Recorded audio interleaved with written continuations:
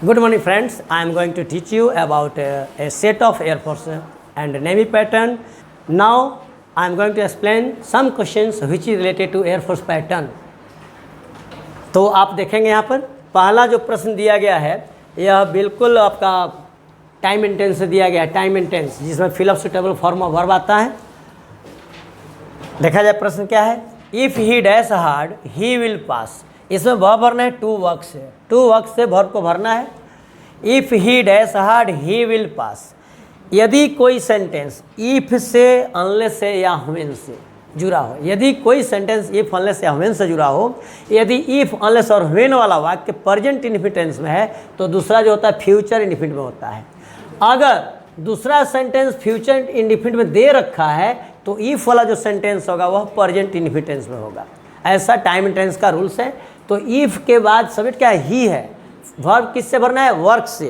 तो यहाँ पे वर्क का क्या होगा, प्रेजेंट टेंस में वर्क्स होगा, वर्क का यहाँ वर्क्स कर देंगे। If he works hard he will pass, अर्थ क्या निकालेंगे, यदि वह कठिन परिश्रम करेगा तो वह पास करेगा।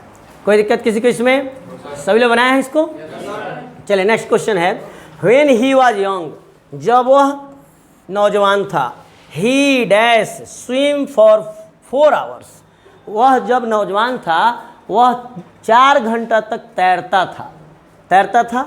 और इसमें आपको जो भी वर्ब भरना है वह मॉडल वर्ब है। मॉडल वर्ब का चुनाव करना है। आपको देखना है ऑप्शन ए में कैन है, बी में कुड है, सी में मे और डी में माइट है।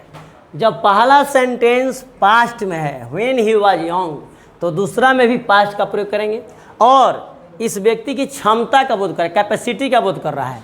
जब कैपेसिटी या क्षमता का बोध होता है तो कैन या कुड का प्रयोग करते हैं। प्रेजेंट टेंस में रहता तब हम क्या करते हैं, कैन का प्रयोग करते हैं। अगर पास्ट में है तो कुड का प्रयोग करेंगे क्योंकि क्षमता कैपेसिटी का बोध कर रहा है। When he was young he could, यहाँ पर क्या होगा, ही कुड सही है यहाँ पर। He could swim for 4 hours, जब वह नौजवान था वह 4 घंटा तैर सकता था, यानी कैपेसिटी क्षमता का बोध हो रहा है। और पास्ट की बातें हैं तो यह हो जाएगा कुड, यहाँ पर करेंगे। अगला 3rd नंबर क्वेश्चन है। इसमें 5 rupees are too much for this vegetable, common error है। यहाँ पे थोड़ा सा क्वेश्चन को सेट करने में दिक्कत हो गया है। देखिए 5 रुपीज़ आर, ये आपका ऑप्शन ए हो गया।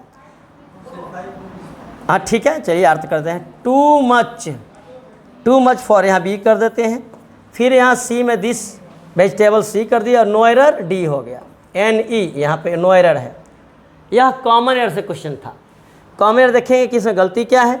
5 rupees are too much for this vegetable, आप बताएंगे। क्लास में कुछ बच्चे बैठे हुए हैं, आप लोग बताइएगा कि यहाँ पर आपका क्या कॉमन एरर है। ए में क्या है, 5 रुपीज़ आर, ठीक है। ए में कॉमन एरर है। यह कॉमन एरर बात सही है आपका, बिल्कुल सही हो रहा है। 5 रुपीज़ यानी सिंटेक्स का यह रूल है, यदि सब्जेक्ट से नाप, तौल, दूरी, हिसाब का बोध हो तो सब्जेक्ट कितना भी प्लुरल क्यों ना हो वर्ब सिंगुलर होता है। अभी कुछ दिन पहले आपको पढ़ाया भी गया था सिंटेक्स। तो 5 रुपीज़, 10 रुपीज़, 50 रुपीज़ ऐसा कुछ आता है तो यहाँ पर होगा ईज, जो कि आर दे रखा है, यह गलत है। इसमें क्या होना चाहिए, ईज होना चाहिए, यानी ए में हम ईज यहाँ कर देते हैं, ईज होगा बिल्कुल सही। 5 रुपीज़ ईज। एरर कहाँ है, ए पार्ट में। तो आपका आंसर क्या हो गया, ए। अगला क्वेश्चन हम देखते हैं। चलिए 4था क्वेश्चन में है दैट नाइट, यहाँ कॉमा है, दैट नाइट। देखेंगे यहाँ पे दिया है that night every one of the boats, यहाँ पे थोड़ा गलती हो गया print, boats crew were down with fever, कर that night every one of the boats crew were down with fever, कर उस रात जितने भी नाविक थे, नाव चलाने वाले जो झुंड था, नाव चलाने वाले के झुंड को क्रू बोलते हैं, नाविकों के झुंड को क्रू बोलते हैं, क्रू ऑफ सेलर्स कहा जाता है। तो जितने भी नाविक थे वे सभी क्या थे, बीमार पड़ गए थे। यह अर्थ है, लेकिन हम लोग को अर्थ से कोई मतलब नहीं, कॉमन है यहाँ देखना है। दैट नाइट दे रखा है, सब्जेक्ट यहाँ पर क्या है, every one of boats crew, नाविकों में से प्रत्येक लोग, प्रत्येक व्यक्ति, प्रत्येक नाव चलाने वाले झुंड के जितने भी लोग थे क्या हो गए थे, बीमार पड़े थे।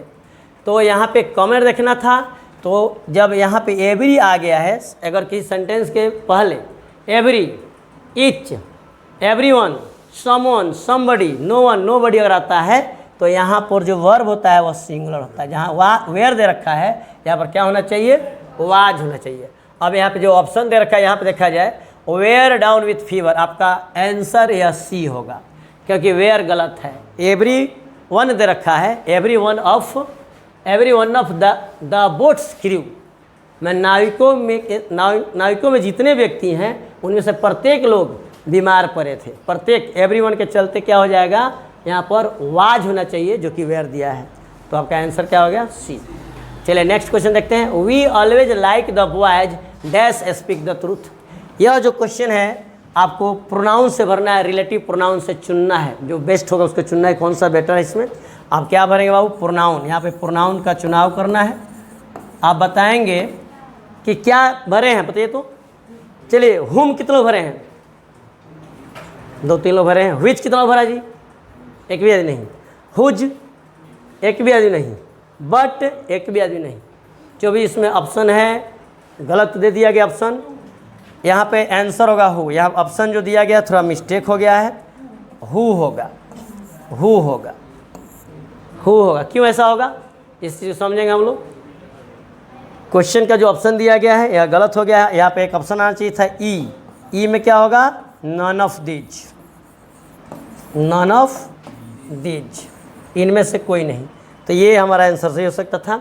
अब यहाँ जो सही आंसर होगा क्या होगा, तो हु होगा। हु क्यों होगा, कह रहा है we always like the boys dash speak the truth. हम लोग हमेशा उन लड़कों को पसंद करते हैं जो सत्य बोलते हैं। हम लोग उन लड़कों को पसंद करते हैं जो सत्य बोलते हैं।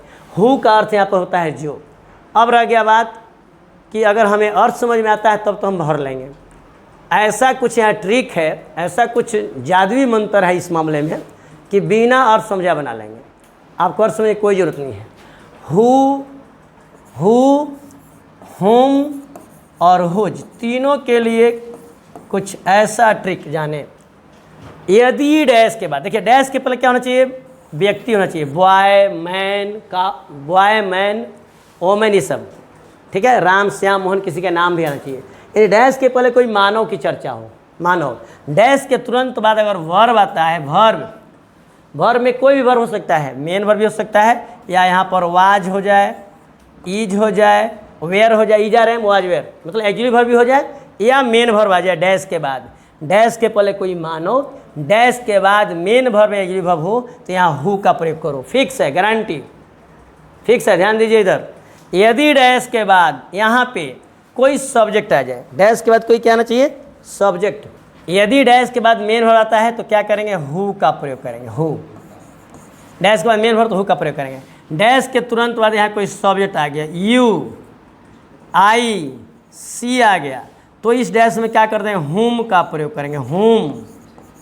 हुम करेंगे।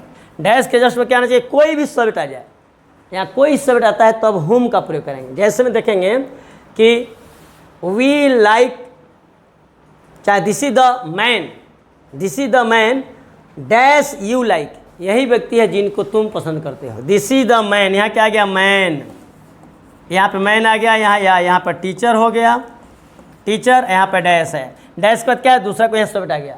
डैश के बाद क्या है, man, boy, girl, women, teacher, doctor, कुछ भी इधर आ गया। मानो, यहाँ पे क्या आ गया, मानो। कहा जाए कि these are the boys dash you abuse, you के बाद क्या आ गया, abuse, dash abuse. These are the boys, मान लो इधर हो, दिस इज द मैन हो, दिस इज द टीचर हो, आई डैश यू एब्यूज। यही लड़के हैं जिनको तुमने गाली दिया था। अर्थ समझ में आया तो ठीक, अर्थ समझ में नहीं आया तो कोई दिक्कत नहीं। इधर नाम, इधर कोई क्या है, व्यक्ति की चर्चा हो और डैश के बाद कोई सब्जेक्ट आ गया हो तो हुम भर दीजिए आंख बंद करके, आपका आंसर सही होगा। पहले व्यक्ति की चर्चा हो और डैश के बाद कोई वर्ब आ गया, स्पीक आ गया तो हु भर दीजिए, गारंटी सही होगा। अर्थ में कोई जरूरत नहीं है। अगर डैश के पहले, फिर यही चीज़ मानो ही हो, डैश के पहले मानो और डैश के बाद कोई थिंग्स आ गया, क्या आना चाहिए, थिंग्स, थिंग्स हो, तब यहाँ पर क्या भरेंगे बाबू, हुज, तब यहाँ हुज भर देंगे, बिल्कुल सही है। अर्थ नहीं समझना है, हु, हुम, हुज का प्रयोग आपको सिखाना है, जिसमें वर्ब होगा, मेन वर्ब होगा या एग्जी वर्ब होगा तो हु का प्रयोग करेंगे। डैश के बाद कोई सब्जेक्ट आया होगा, I, you, he, Ram, Shyam, Mohan, Sohan. Snake आ जाए, डॉग आ जाए, जो सब्जेक्ट का काम करता है। जैसे कहा जाए this is the boy dash a dog beat yesterday. This is the boy dash a dog beat yesterday. एक कुत्ता ने काटा कल। तो यहाँ सब्जेक्ट का काम कौन कर रहा है? कुत्ता। ठीक है। यहाँ बॉय मानव है, तब यहाँ हो जाए हुम, यही लड़का है जिसको एक कुत्ता ने कल काटा। ठीक है।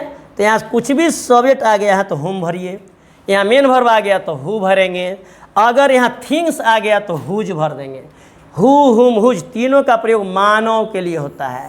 यानी डैश पर क्या आना चाहिए? बॉयज, मैन, गर्ल्स, काउज नहीं आना चाहिए, केवल व्यक्ति, इधर व्यक्ति का बोध हो। और डैश के बाद कोई वर्ब आता है तो हु करेंगे, सब्जेक्ट आता है कुछ तो हुम करेंगे, अगर यहाँ कोई थिंग्स आ गया तो हुज का प्रयोग करेंगे। जैसे हम यहाँ देखते हैं, अगर आ जाए कि दिस इज द मैन चाहे दिस इज द टीचर, यहाँ लिखा जाए क्या कि डैश, यहाँ डैश मान लीजिए, dash short, dash short, dash short is red. यही व्यक्ति है जिसका शॉर्ट लाल है। डैश हेयर, जिनका बाल लाल है। डैश हाउस, जिनका घर बड़ा है। Dash house is big. पहले क्या है? मैन है, this is the man, this is the teacher, this is the boys. आ dash hair, dash short, dash house, यानी डैश के पहले क्या है? मानव। डैश के बाद क्या आ गया? हेयर, थिंग्स आ गया, शॉर्ट, थिंग्स आ गया, हाउस, थिंग्स आ गया। जब यहाँ पे कोई थिंग्स आता है तो क्या कर देंगे? हुज का प्रयोग करेंगे। कोई दिक्कत किसी को इसमें? समझ में आया कि नहीं? 5 ही क्वेश्चन था। चलिए आज के लिए इतना ही। आप हमारे चैनल को सब्सक्राइब करें और लाइक करें।